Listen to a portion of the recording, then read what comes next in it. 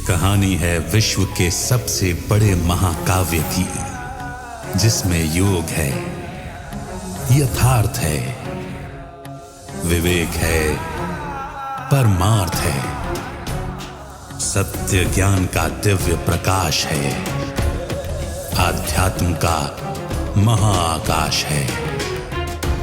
ये दर्पण है हर मन के विवाद का, दृश्य है आत्मा और परमात्मा के संवाद का, मानवता का होता है जिससे उद्धार। यही है सच्ची गीता सार, अंधकार से प्रकाश की ओर।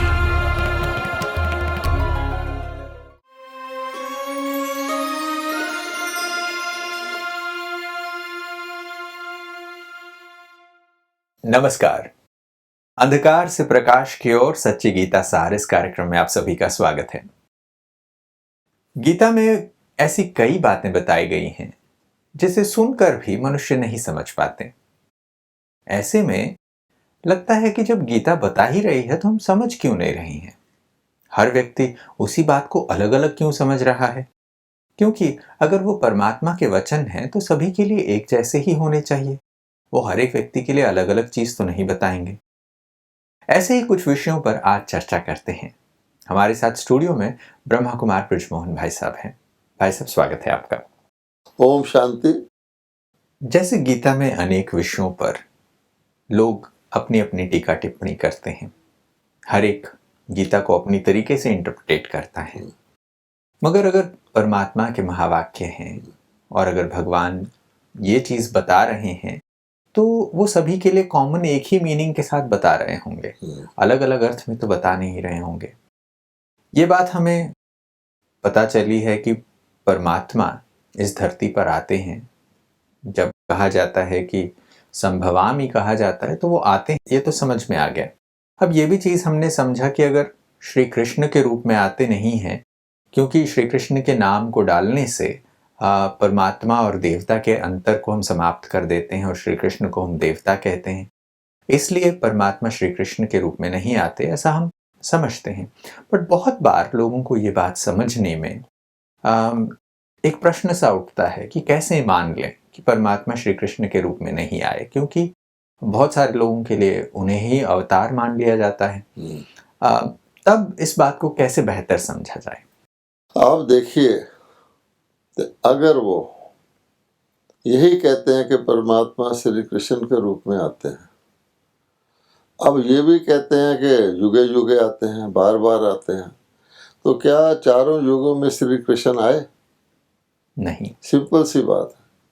तो श्री कृष्ण के रूप में गीता सुनाई है और किसी रूप में तो गीता सुनाई नहीं। किसी ने कहा राम जी ने गीता सुनाई या बुद्ध जी ने गीता सुनाई या किसी अन्य ने गीता सुनाई। तो गीता सुनानी है भगवान, गीता भगवान की गीता। ऐसा तो नहीं कि रूप भी बदल जाए और शास्त्र भी बदल जाए। अच्छा, युगे युगे कहाँ आते हैं?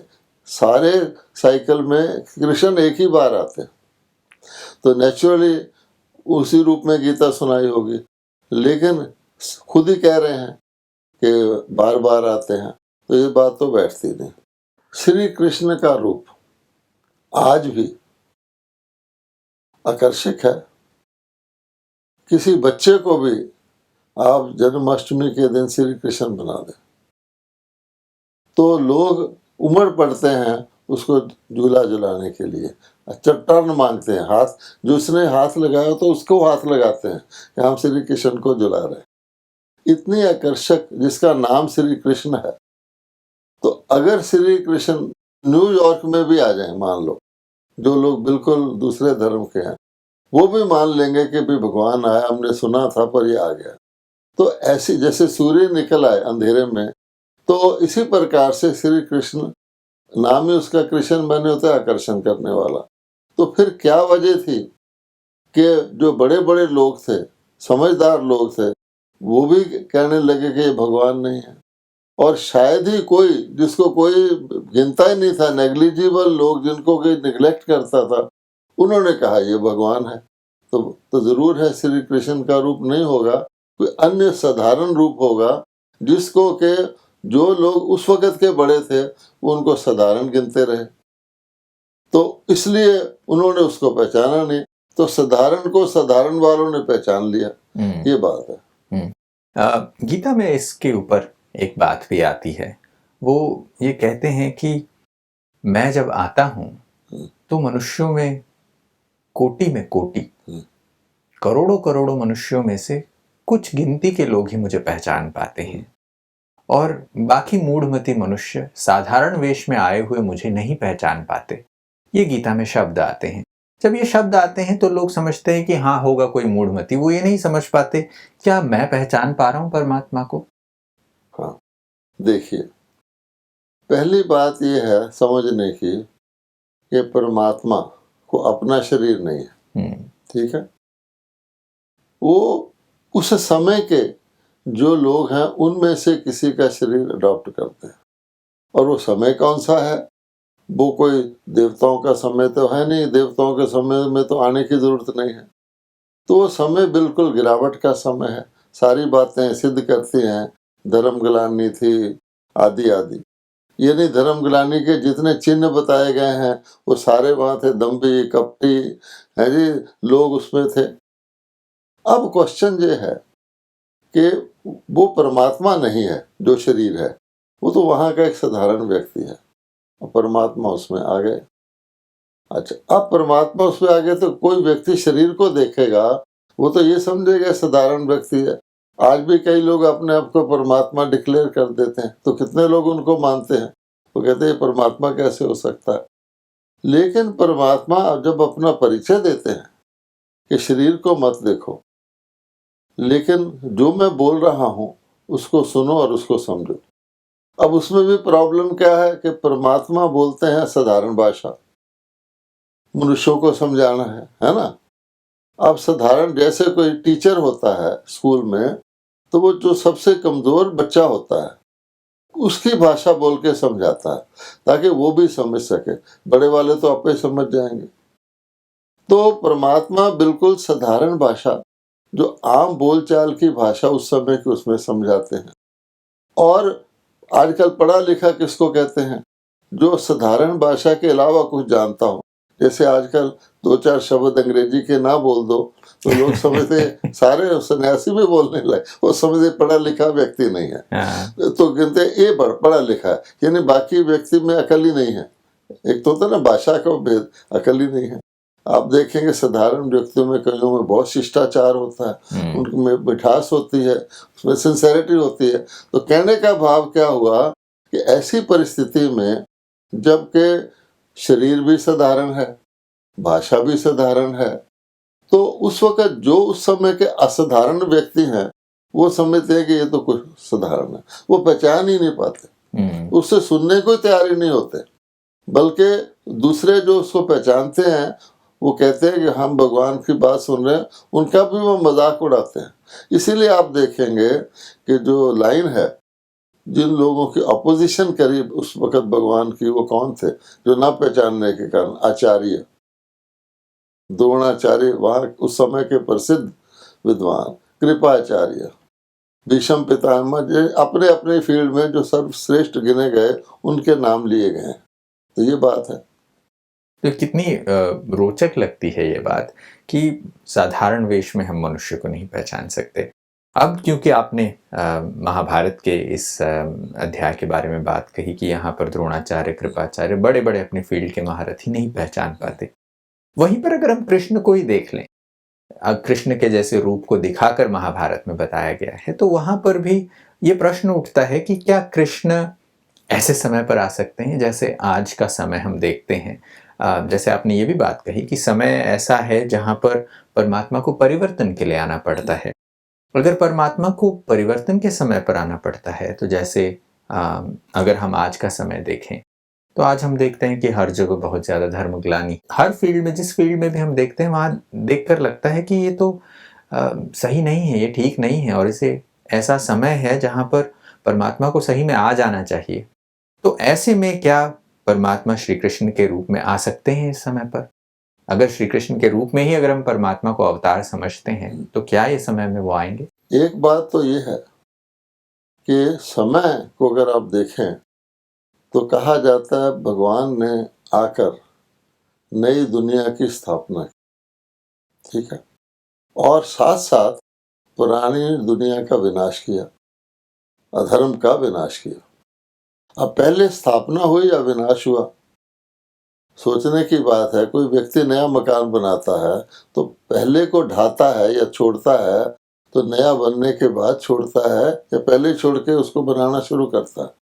तो जरूर है विनाश स्थापना के बाद हुआ।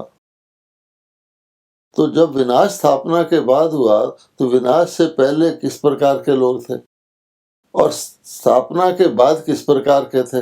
तो परमात्मा ने कहा जाता है कि नर को नारायण बनाया, साधारण व्यक्ति को देवता बनाया। सारे भगवान की गीता का अर्थ यह है कि सामान्य साधारण व्यक्ति उस समय जो थे उसको देवता बना दिया, देवलोक बना दिया, स्वर्ग बना दिया। अब क्वेश्चन ये है कि श्री कृष्ण दोनों में से किस में होंगे? क्या श्री कृष्ण विनाश के बाद जो स्थापना हुई वो रूप श्री कृष्ण का है, या विनाश से पहले रूप श्री कृष्ण का? तो जरूर पुरानी दुनिया होगी, पुराने लोग होंगे। और मजेदार बात यह है कि इन सब द्रोणाचार्य इत्यादि इत्यादि से लड़ा कौन? अर्जुन लड़ा। तो आप सोचिए कि जिसको भगवान ने शिक्षा दी वो लड़के उनको जीत गया, अब भगवान तो लड़ा भी नहीं। तो जरूर बात है कि वो कहते हैं कि मेरे शिष्य लड़ रहे हैं, वो देख रहे हैं कि मैं तो बैठा हूँ और गाइड कर रहा हूँ, तो इतना तब भी वो नहीं समझ पाए मेरे शिष्य से लड़ने में उनको तकलीफ हो रही है, और शिष्य एक एक को जीत गया। उसका भाव अर्थ ये है कि जो उनके पास ज्ञान था, द्रोणाचार्य इत्यादि, हर एक के पास अपनी तरह का ज्ञान तो हो सकता ना, अज्ञान भी एक प्रकार का ज्ञान है। अब मूर्ख को कोई कहे कि भाई दूध जो है सफ़ेद होता है, वो कहने ये तो काला ही होता है। अब उसको 100 बार कह दे आपके दूध सफ़ेद होता है, उसने कहना ही है काला, तो उससे कौन जीतेगा? इस प्रकार से एक एक ने, अब जैसे कहा गया कि हर एक अपने अपने तरीके से सत्य को, दुनिया को, अच्छाई को मान रहा था, एक एक ने लड़ा। और उसने भी किससे लड़ा? परमात्मा के निमित्त अर्जुन और कुछ थोड़े से लोगों को जिनको कोई पहचानता नहीं था, और उन्होंने अपनी मर्जी से चुना। परमात्मा ने कहा मुझे चुन लो, उन्होंने कहा नहीं, हमें तो सेना चाहिए। यानी जिसके कहते ना, कहा जाता है अकल बड़ी के भैंस, तो उन्होंने भैंस को मांगा। आप सोच सकते हैं फिर क्या होगा।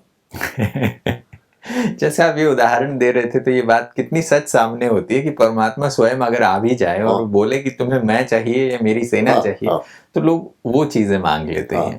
हालांकि ये सारी चीजें जो हम महाभारत के अध्यायों में भी देखते हैं, एक कथा, एक सांकेतिक रूप है कि ऐसे समय जब आने वाला है, जब परमात्मा आते हैं तो मनुष्य ऐसे होंगे। इसी चीज पर जब हम इस बातचीत को और आगे बढ़ाएं तो हम ये देखते हैं कि आज हमारे आसपास ऐसा समय है जब अगर आप किसी को भी ये कहें कि परमात्मा का अवतरण हो गया है, परमात्मा स्वयं गीता का ज्ञान दे रहे हैं, तो बहुत सारे लोगों को ये मानने में कठिनाई होगी, उनको दिक्कत होगी।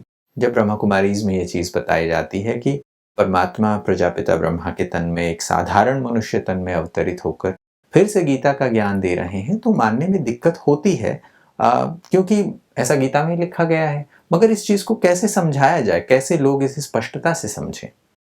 झूठ जब झूठ हो जाता है तो सत्य कितना भी आसान हो, झूठ उसको समझ नहीं सकता, क्योंकि उसको भाषा झूठ की आती। आज कोई चोरी कर ले और सब कहे मैं चोर हूं, वो कहेंगे ये चोर हो ही नहीं सकता। चोर कभी कहता है मैं चोर हूं, उसको वो छोड़ देते हैं। ये हिसाब है। उस वक्त भगवान कह रहा है कि मैं भगवान हूं, और वो कहते हैं कि ये भगवान नहीं हो सकता। भगवान के पास तो कोई डिग्री होनी चाहिए, कोई कुछ होना चाहिए, कुछ रूप उसका न्यारा होना चाहिए। इसलिए बेचारे खुद अपने रूप न्यारे करके अपने आप को जरा बड़ा सिद्ध करते हैं। कोई भेष बदलता है, कोई ड्रेस बदलता है, कोई भाषा बदलता है, कोई सीधी बात तो कोई कहना किसी बात को ट्रांसलेट करके सुनाता है, और फिर ये नहीं कहते मैं कह रहा हूँ, फलाने ने कहा था, बड़े किसी का नाम ले लेते हैं, वेद ने में ये लिखा। भगवान कभी ऐसे नहीं कहता, वो कहता मैं बोल रहा हूँ, इसलिए उनके पल्ले पड़ नहीं सकता। अब आपका प्रश्न है तो कैसे लोग समझे, तो सारे समझते भी नहीं, और परमात्मा सबको समझाना भी नहीं चाहता। उसमें कहा गया है कि पात्र को ज्ञान दो। जो व्यक्ति आपसे सुनने को तैयार है उसको ही आप सुनाएंगे ना। You can take the horse to the pond but you can not make it drink water. तो इसलिए ना वो तैयार है, ना परमात्मा सोचता है कि मैं इनको रतन दूं जिनको के चने खाने की आदत है।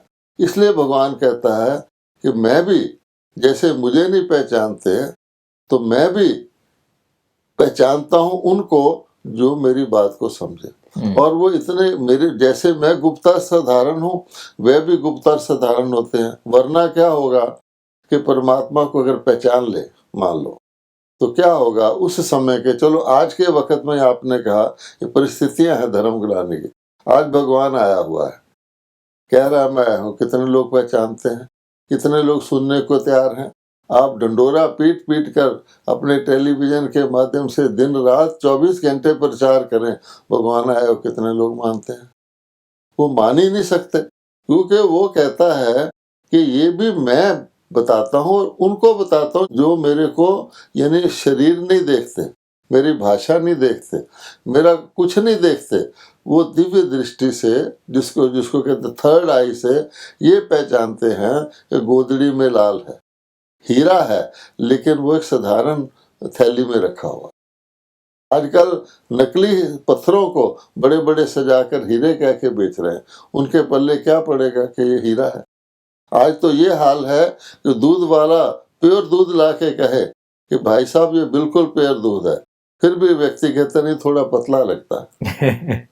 तो भगवान को पहचानना तो दूर की बात हुई ना। बिल्कुल, जैसे आप ये बात कह रहे थे कि धर्मग्लानि का समय है और ऐसे में सही गलत बीच में हर एक की चीज में जब हम समझ नहीं पाते हैं, भेद नहीं कर पाते हैं, पहचान नहीं कर पाते हैं, ऐसे समय पर परमात्मा को पहचानना बहुत ही मुश्किल भी हो सकता है। मज़ेदार बात है कि एक गीत जो पुराना बना हुआ है, उस गीत में ये शब्द आते हैं, गीता का ज्ञान सुनाने रूप बदल कर आ जा रे, छोड़ भी दे आकाश सिंहासन इस धरती पर आ जा रे। परमात्मा की प्रार्थना में हम ईश्वर से कहते हैं कि भाई तुम आ जाओ, और हम ये भी कहते हैं कि भाई तुम रूप बदल कर आओ। और जब वो रूप बदल कर आता है और जब ये कहता है गीता में कि मैं साधारण वेश में आता हूँ, तो उसे पहचाना जाना मुश्किल है, क्योंकि आज इतने सारे लोग ये कहने लगे हैं कि in the business of God and God men, it is difficult to differentiate, ऐसी बातें होने लगी। तो ऐसे में परमात्मा का सही परिचय कैसे किया जाए? जब कोई कहता है तो उसकी परख क्या है, उस बात की समझ कैसे ली जाए? अब देखिए, जो परमात्मा विधि बताता है ऑटोमेटिकली फिल्टर हो जाता है। परमात्मा कहता है कि अपने को आत्मा समझ के मुझे पहचानो।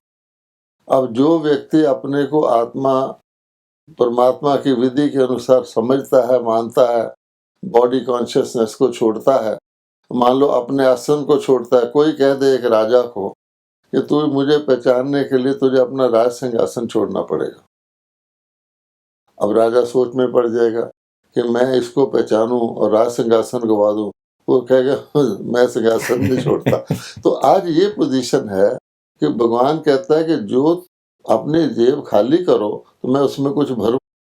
लोग खाली करने को तैयार ही नहीं। आज तो लोग भरी हुई ट्रेन में घुसने को चढ़ जाते हैं, पैसेंजर को उतरने नहीं देते। तो इस प्रकार से पुराने को छोड़, पुराना दृष्टिकोण छोड़, पुराना व्यू पॉइंट छोड़, पुराने तुम्हारे जो मान्यताएं हैं उसको छोड़।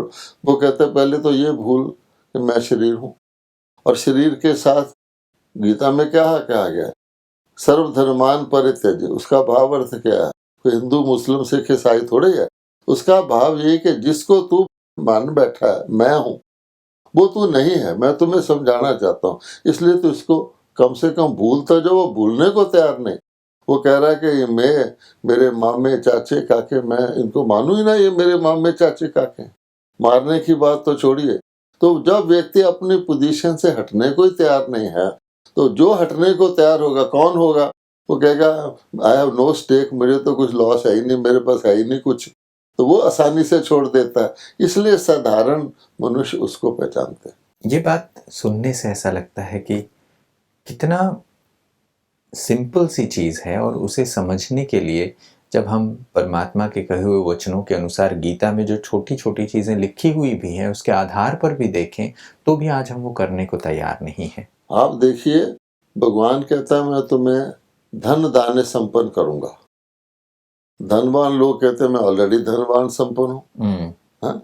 अच्छा, भगवान कहते हैं मैं तुम्हें सुंदर शरीर दूंगा। बहुत सारे लोग असुंदर, वो कहेंगे मैं तो ऑलरेडी सुंदर शरीर वाला हूँ। तो वो आप ये नहीं समझते कि तुम धन धान्य संपन्न तो हो गए, लेकिन क्या तुम्हारी आयु एश्योर्ड है? क्या तुम रोग शोक मुक्त हो? तुम्हारे परिवार में हार्मोनी? उसको तो देखते ही नहीं, वो उसको देखते हैं। अच्छा, आज तुम सुंदर हो, सदा तुम सुंदर रहोगे, मैं तुम्हारी आत्मा को सुंदर बनाता हूँ, जो तुम जन्म जन्मांतर के लिए सुंदर हो जाओगे। बुढ़ापा होता ही नहीं सतयुग में। पर ये बातें ना देखकर वो छोटे पोजेशन को छोड़ने को तैयार नहीं है, क्योंकि समझ रावण ने क्या किया है, भगवान ने कहा कि देखो युग है, दिन के वक्त दिन होता है, दोपहर के वक्त दोपहर होता है, शाम के वक्त शाम होता है, सतयुग में सतयुग ही होता है। अच्छा, रावण ने कहा नहीं, मैं तुम्हें चारों युग यहाँ दिखाता हूँ। ये उसका छलावा है, अर्थात जिसको नकली लंका कहा जाता है। आपको चारों युग यहाँ दिखाता हूँ। आज बूढ़ा आदमी बिग लगा के जवान होने की कोशिश कर रहा है, अंदर से तो जानता है कि मैं, लेकिन पब्लिक तो समझते कि बहुत अच्छा व्यक्ति है। किराए के वस्त्र लेकर लोग अच्छी अच्छी पार्टियों में चले जाते हैं। जहाँ ये हाल हो कि उसने कहा तुम्हें जो तुम तो शरीर छोड़ के, भगवान कहता अगले जन्म में मैं तुम्हें यही देता हूँ।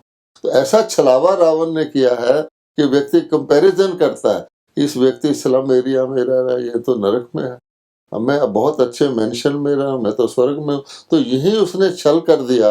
अरे भाई, रह तो रहे हो, बाकी कंडीशंस कहाँ हैं? क्या तुम दुख से बचे हुए हो? क्या तुम कलयुग से बाहर निकल आए? क्या यहाँ अर्थक्वेक नहीं होता, ट्रैफिक जैम नहीं होता, गर्मी? तुम कितने भी नकली चीजें कर लो, व्यक्ति सोचता मैं एयर कंडीशन में बैठा हूँ तो गर्मी नहीं है, लेकिन गर्मी के मौसम में कोई नकली तरीके की एयर कंडीशनिंग करके कितने घंटे बैठा रहेगा? आखिर तो निकलेगा। उस वक्त उसके ऊपर कार में बैठने तक भी जो प्रकृति का प्रभाव आ जाता है व्यक्ति के अंदर, वो कहाँ खोएगा? उसके बाद जो लॉस होता है उसको समझता ही नहीं है। तो भगवान ने कहा इसके लिए आंख चाहिए, ये तीसरी आंख चाहिए, जिससे तुम परख सको कि नकली है या असली है। तो भगवान ने कुछ नहीं किया, हमको एक आंख दे दी, जिसको दिव्य दृष्टि कहा जाता है, ये बुद्धि, दिव्य बुद्धि का। उससे व्यक्ति हर चीज को परख लेता है, और वो नहीं परख पाते। ये मामला है। बिल्कुल, यानी परमात्मा गीता में ये भी शब्द कहते हैं कि हे अर्जुन, तुम मुझे नहीं देख सकते, इसके लिए मैं तुम्हें दिव्य चक्षु प्रदान करता हूँ। यानी ये बात भी सिद्ध होती है इस बात से। तो दिव्य चक्षु के बगैर उस साधारण को भगवान मान ही नहीं सकते, उनके पास दिव्य चक्षु है ही नहीं। इसलिए खुद कहते हैं नयनहीन को राह दिखाओ प्रभु, मुझे अंधकार की। खुद ही गा रहे हैं, भगवान ने तो नहीं कहा तुम गाओ मुझे अंधकार से प्रकाश की। एक्नॉलेज कर रहे हैं, कन्फेस कर रहे हैं कि मैं अंधकार में हूँ। इससे ज्यादा क्या हो सकता है? मुझे मृत्यु से अमृत की ओर ले चलो, कह रहे हैं कि मैं मृत्यु लोक का वासी हूँ, मैं शरीर हूँ। इससे ज्यादा मुख से उच्चार रहे हैं, हे पतित पावन हो, मैं मूर्ख, मैं खल, मैं कामी, और फिर कह रहे हैं मैं बड़ा। भगवान बताइए, और अकलमंदी की हद देखिए, तो अपने लिए एटम बम बना रहे हैं। यानी और देखना हो कि आज के मनुष्य, जिसको विनाश काल विपरीत बुद्धि कहा गया, बुद्धि तो है लेकिन विपरीत है। वो बुद्धि से सोच ही नहीं सकते मैं क्या कर रहा हूँ। आखिर भगवान कहता है विनाश होना है, मैं थोड़ी विनाश कराता हूँ। ये खुद ही देखो, अकलमंद लोग भगवान को पहचानते नहीं, और ऐसे विध्वंसकारी शस्त्र जिसका नाम सुनकर व्यक्ति डर जाता है, और जब वो चलेंगे तो दुनिया क्या फर्नेस बन जाएगा। वो बनाए जा रहे हैं और समझते भी हैं, फिर भी बनाए जा रहे हैं। इसको क्या कहा जाए? बिल्कुल, ये पता चलता है कि ऐसे समय पर परमात्मा की पहचान परमात्मा के दिए हुए दिव्य चक्षुओं से होता है। आत्मा समझकर परमात्मा को पहचानने से ये चीज साबित होती है। देखिए, शक्ति का क्या मापदंड है आज? शक्ति का मापदंड कोई आत्मिक शक्ति नहीं है। आत्मिक शक्ति सब चीज को कंट्रोल करती है। शक्ति का मापदंड है धन की शक्ति। अरे कोई चीज एक्सेसिव हो जाएगी, too much of everything is bad कहा जाता है। धन आपके पास बहुत है, अच्छी चीज है, खराब चीज है? आपका कोई वजन बढ़ा दे तो आप कहेंगे कि मेरा नुकसान होता है। आपका धन बढ़ा दे, आप कहते हैं नुकसान नहीं होता। क्या अक्लमंदी है। इसलिए भगवान कहता है, उसको प्रपोर्शन ही भूल गए, सेंस ऑफ प्रपोर्शन खत्म हो गई है। वो एक्सट्रीम पे चलेगा। अच्छा, फिर सत्ता चाहिए, और सत्ता चाहिए मैंने मेरा फौजें चाहिए, मुझे ये चाहिए, शक्ति, हर काम उल्टा करके एक दूसरे से आगे बढ़ रहे हैं विनाश की ओर। तो इसको इसीलिए भगवान को आना पड़ता है। जी, बहुत ही खूबसूरत चर्चा आज के एपिसोड में हुई है कि परमात्मा को कब आने की ज़रूरत है, और वो समय अभी का है जब चीज़ें हमारे सामने होते हुए भी हम सही गलत की परख नहीं कर पाते, और परमात्मा आकर स्वयं वो ज्ञान देते हैं, और तब बहुत कम ही लोग इस बात को समझ पाएंगे। ये भी चीज़ आज के एपिसोड में हमें समझ में आई है। तो आज वक्त इतनी ही इजाज़त दे रहा है। अगले एपिसोड में फिर कुछ नए विषयों पर चर्चा जारी रखेंगे। आज आप स्टूडियो में आए, समय निकाला, इसके लिए बहुत बहुत शुक्रिया आपका। नमस्कार। ओम शांति। दोस्तों, जब परमात्मा का अवतरण होता है, कथाओं में तो हम सुनते आए हैं कि अक्षौहिणी सेना खड़ी होने के बावजूद भी वो उन्हें नहीं पहचान पाए। सिर्फ पांडव, जो गिनती में सिर्फ 5 कहे जाते हैं, उन्होंने परमात्मा को पहचाना। उन्होंने कहा कि परमात्मा, हमें कुछ नहीं चाहिए, बस आप हमारी तरफ रहो। क्या हम आज के परिवेश में उस चीज़ को देखें? क्या परमात्मा अगर आज आकर हमसे कहे तो हम किसे चुनना चाहते हैं? सिर्फ सोच के देखिए, चिंतन करके देखिए। आज के एपिसोड में बस इतना ही। फिर मुलाकात होगी। तब तक के लिए नमस्कार।